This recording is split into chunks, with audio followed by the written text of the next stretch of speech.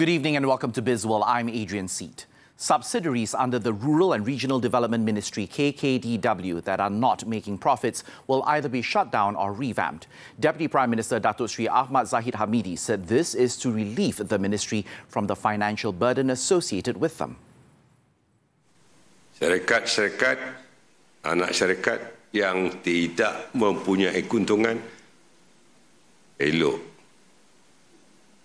dicari jalan untuk menyumbang keuntungan itu kepada agensi atau badan-badan induk lembaga kebajikan wilayah. Jika tidak, arahan saya tutup.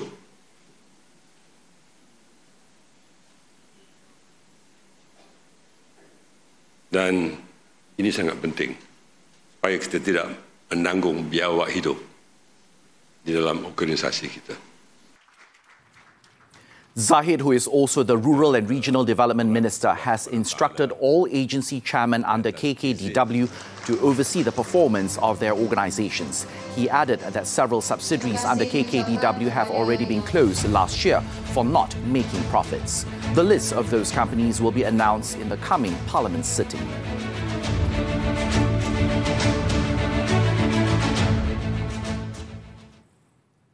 Bursa Malaysia closed its first trading week of 2024 on a higher note. According to Bank Muamalat Malaysia, this was in line with the regional bourses. At 5 p.m, the FBMKLCI was higher by 10.35 points to close at 1,487.61. There were 745 counters up against 351 counters that was down, while 417 counters were traded unchanged. The construction sector, an important driver of change for Malaysia. What is the significance of productivity within this sector? What measures can be taken to improve efficiency, effectiveness and overall performance within construction projects? Money Matters this week with Datuk Sri Dr. Michael Yam, champion of construction and built environment productivity nexus, this Saturday at 5 p.m. on TV3. The local technology sector is expected to remain neutral and grow by 14% this year. Hong Leong Investment Bank research said this despite the industry's projected growth on elevated integrated circuit inventory. The growth is expected to be boosted by the strong recovery in memory and nearly all other key categories that are projected to exhibit single-digit growth. The research house, however, opines that this projection is too bullish at this juncture, considering that manufacturing indicators remain soft, while integrated circuit inventory remained elevated despite fab utilization rate continuing to trend downwards since the third quarter of 2022. The construction industry's margins are expected to improve this year as older contracts with low margins tail off and new contracts with more normalized margins begin to contribute. Now, according to Kenanga research, the industry is poised for margin recovery as newly secured contracts have reflected cost inflation. It said it has become increasingly common for contracts to carry price escalation clauses to safeguard the margins of contractors post-pandemic.